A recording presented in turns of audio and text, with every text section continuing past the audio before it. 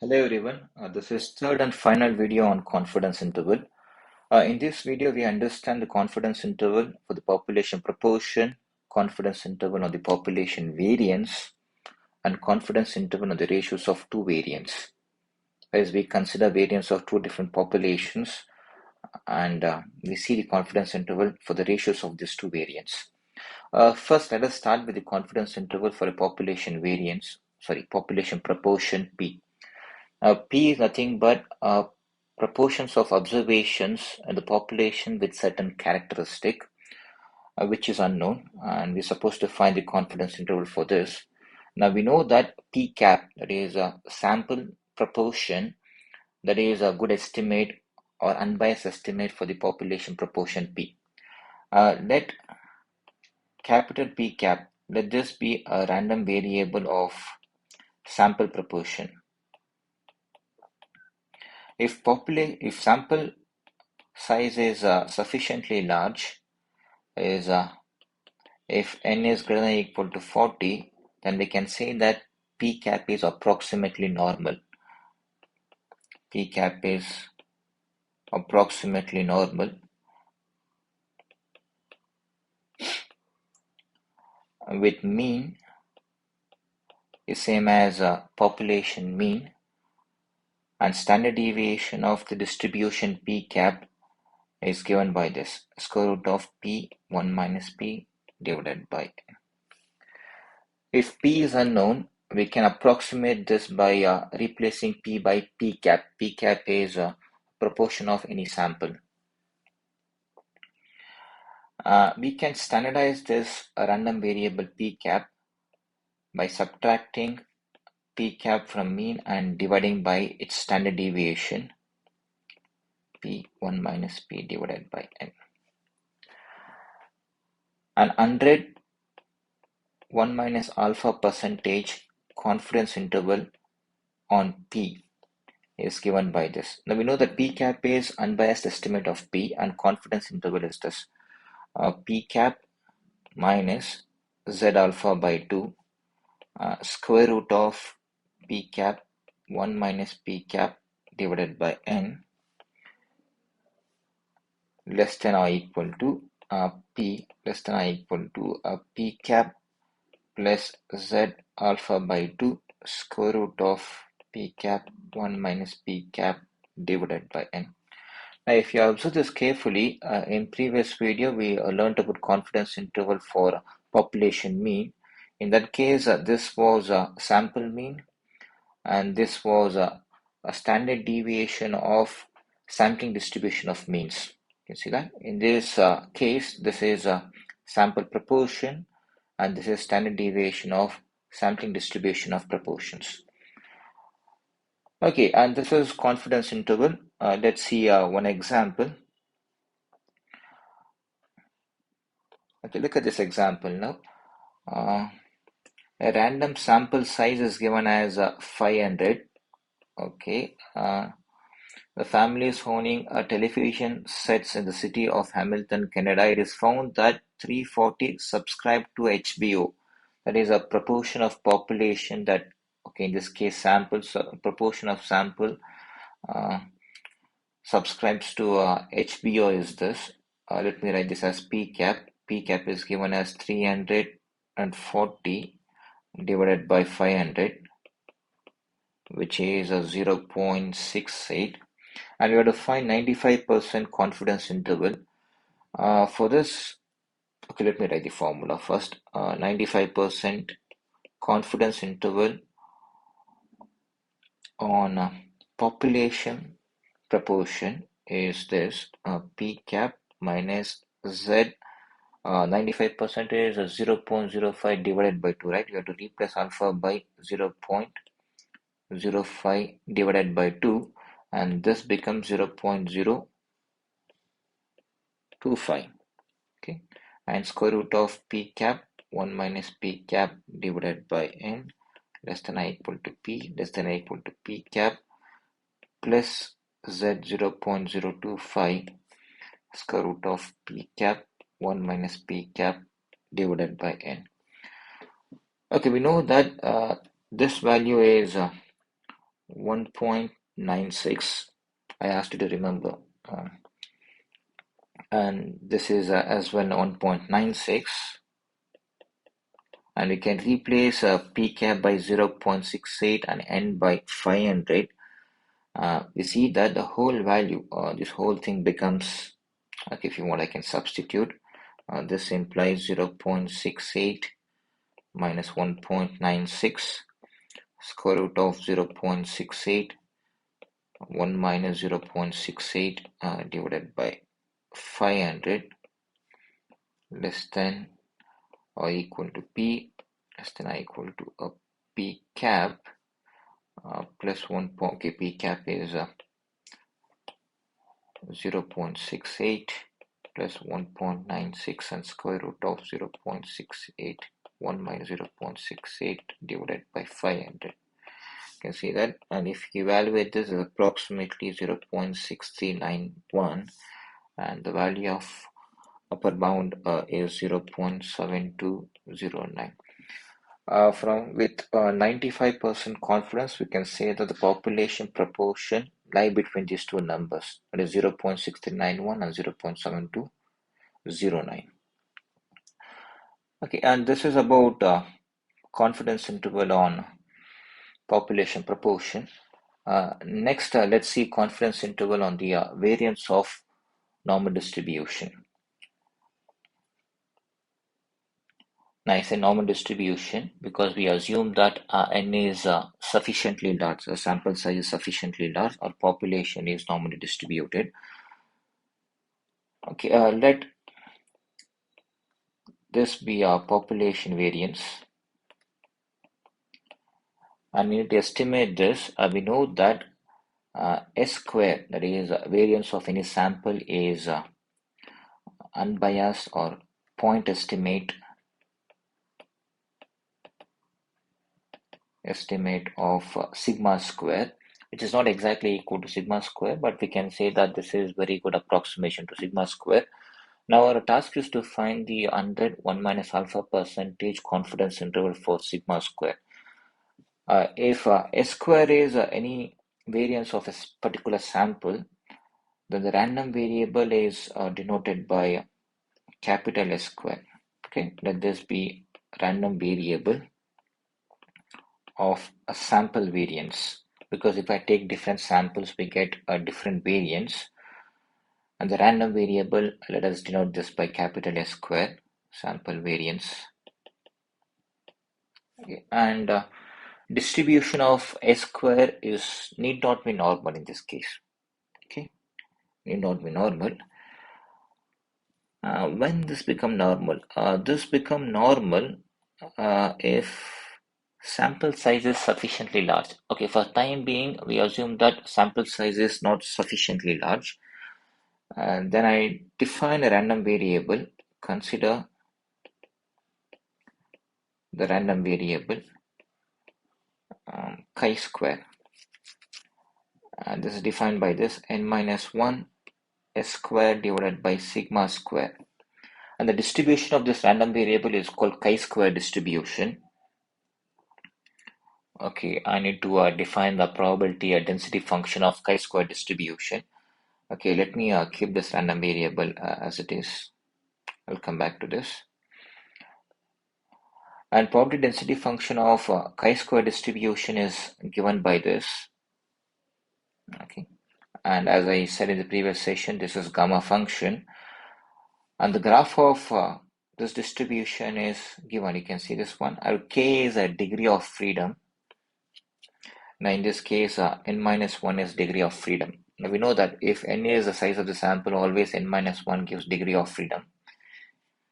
Look at this. If k is a small, that is k is equal to 5, the graph is skewed to the right. As k increases, this approaches normal distribution. And the mean of chi-square distribution is k and variance is 2k. And random variable is non-negative, obviously, because this is a square of standard deviation, right?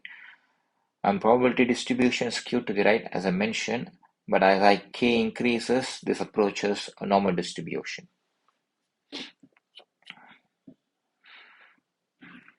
Okay, now come back to this, and this is a random variable, and this assumes this distribution. And let me write confidence interval on the variance. 100, 1 minus alpha percentage, or confidence interval on sigma square is given by this. N minus 1 S square. S square is variance of any sample divided by chi square alpha by 2 comma n minus 1. Okay, alpha by 2 n minus 1. This means that this is a chi-square value which leaves an area of alpha by 2 to the right, and degree of freedom is n minus 1. That's how we rate this. This is less than or equal to sigma square, less than or equal to n minus 1 s square divided by chi-square 1 minus alpha by 2 comma n minus 1. And 1 minus alpha by 2 is chi-square value which leaves an area of 1 minus alpha by 2 to the right. This is confidence interval on sigma square. Now if I take a square root of each and every term, we get confidence interval of standard deviation. Okay, let me write it here. 100, 1 minus alpha percentage of confidence interval on standard deviation is given by this. S square divided by chi square n minus 1 square root of this, square root of n minus 1 s square n minus 1. If this is a chi-square distribution, if this is a chi-square distribution with n minus 1 degree of freedom, if this is chi-square alpha by 2 n minus 1, this leaves the area alpha by 2 to the right. That's what it means. Okay. This is not symmetric, remember that, but as n increases, if n is sufficiently large, and this approaches a normal distribution, that is, the graph becomes asymmetric. And a one-sided confidence bound on the variance is given by this. Okay, I didn't define one-sided confidence bound on a population proportion. Okay, it's there in the notes, which is defined analogous to the confidence interval, one-sided confidence bounds on mean. And in this case, chi-square alpha, this is the chi-square value which leaves an area of alpha to the right. Okay, let me take some example. This is one particular example. Okay, let me highlight important things here. 10 packages, the sample size in this case here is 10. Therefore, degree of freedom k is equal to n minus 1, which is 9. And we have 10 observations from the sample. Let me write it here. Okay, I don't want to write, let me highlight it here. Okay, 6, 7, 8, 9, 10. Yeah, we have to find 95% confidence interval. Okay, to find 95% confidence interval, you see this formula. We require s square and chi square value. We already have this n minus 1. S square has to be found. That is a variance of this sample has to be found. First, we find a mean. X bar is a sigma xi. Xi be observations of the sample. Okay, x1 is first observation, x2 is second observation, and so on, divided by n, which is, okay, I write this explicitly, 46.1 plus 45.8 plus so on plus 46 divided by, there are 10 values, I divide this by 10, and the answer is 46.12. We find variance. Variance is square of deviations, if you remember,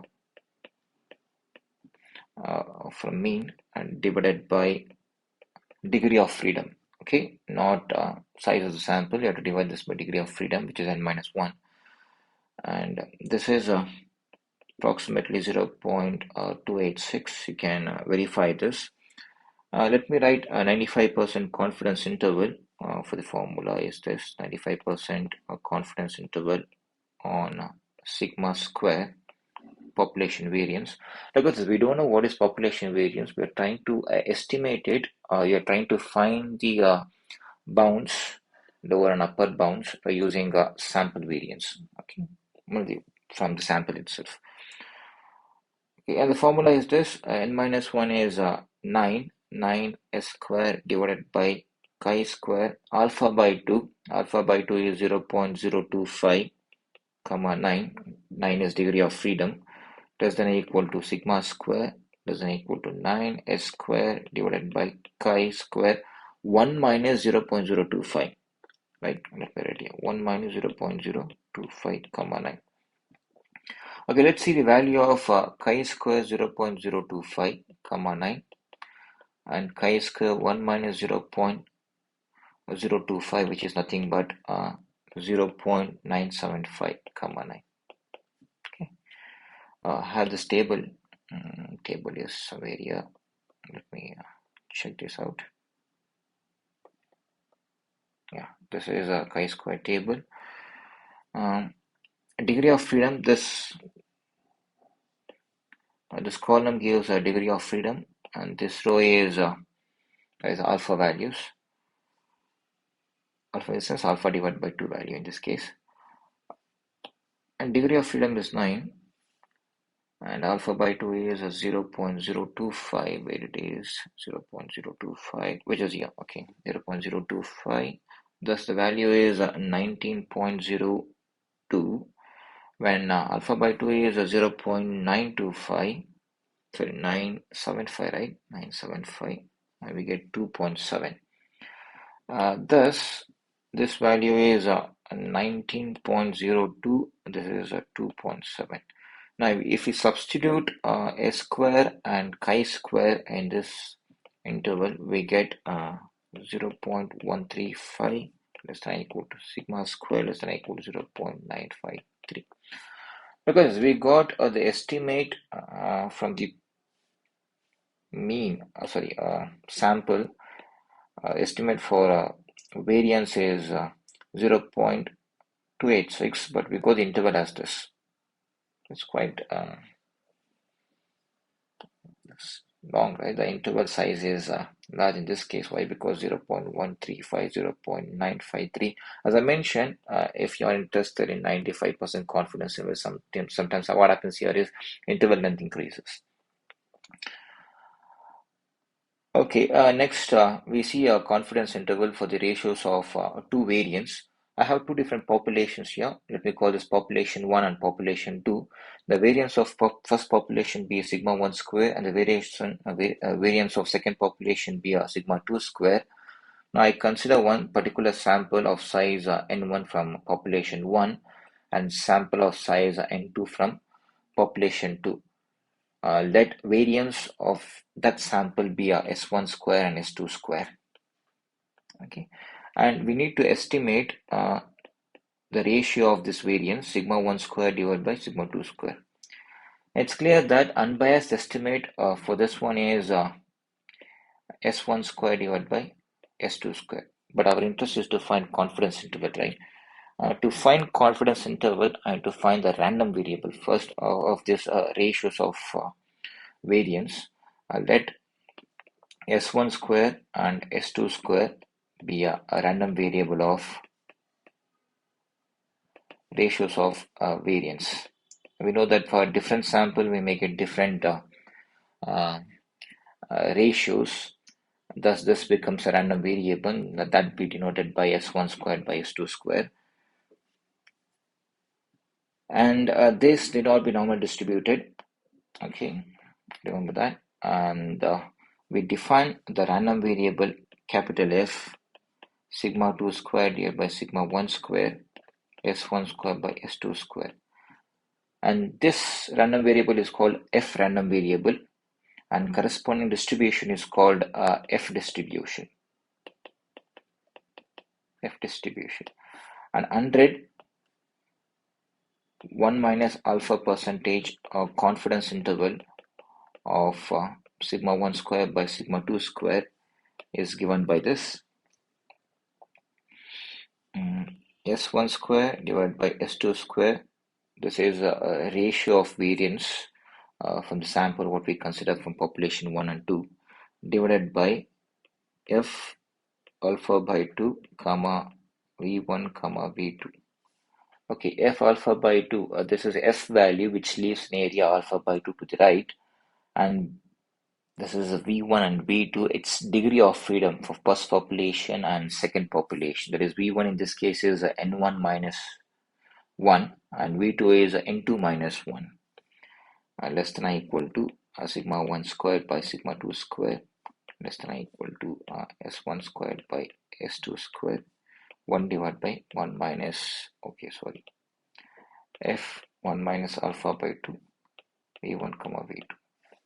Okay, this is the confidence interval under 1 minus alpha percentage confidence interval for this ratio of variance.